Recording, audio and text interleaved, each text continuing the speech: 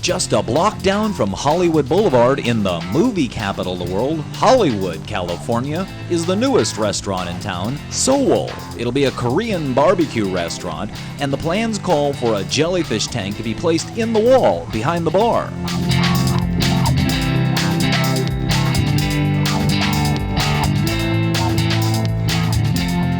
So let's start by unloading the tank and wheeling it inside.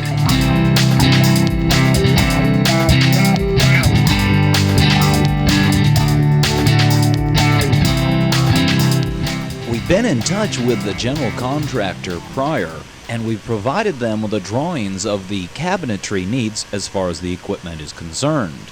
He's had a metal stand made, had it powder coated to be resistant to salt water, and this unit will now hold or support the aquarium's equipment. So with the tank in place, we'll allow the cabinet makers to finish the construction of the bar and the lighting around the aquarium. We'll come back in a few weeks and install the equipment.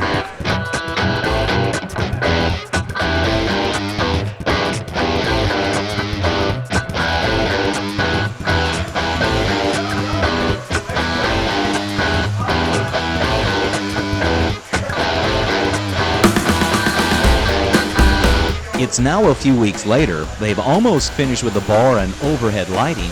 They've also begun to clad the tank in copper panels with individual copper rivets as well.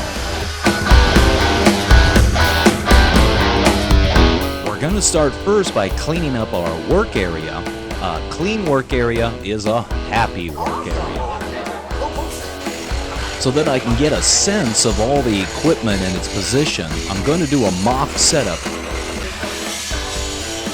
Our starting point is going to be the return line that comes up through the overflow at the edge of the aquarium. This is where the water will enter the aquarium. In the overflow is also where the water will exit the aquarium. There are two 1-inch drain bulkheads that will lead down to the wet-dry trickle filter.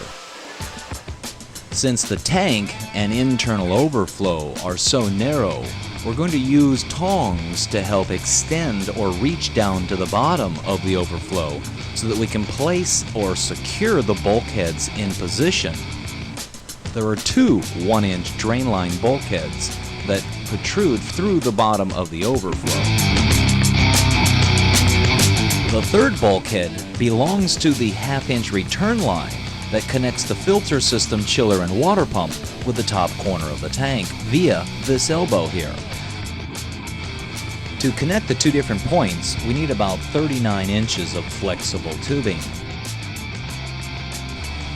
With the use of a pocket knife, the tubing is easily cut, and with a little bit of spit, we can easily force the hose-barbed end of that elbow deep inside the tubing so that it's secure and won't detach.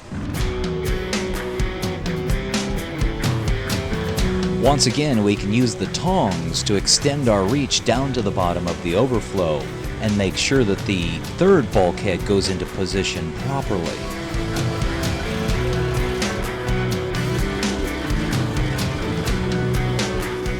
We'll once again do a dry run by connecting the elbowed fitting into its bulkhead to make sure that we've taken out all the slack out of that flexible tubing. Looking as though we did so, we're now going to glue the elbowed fitting into its bulkhead.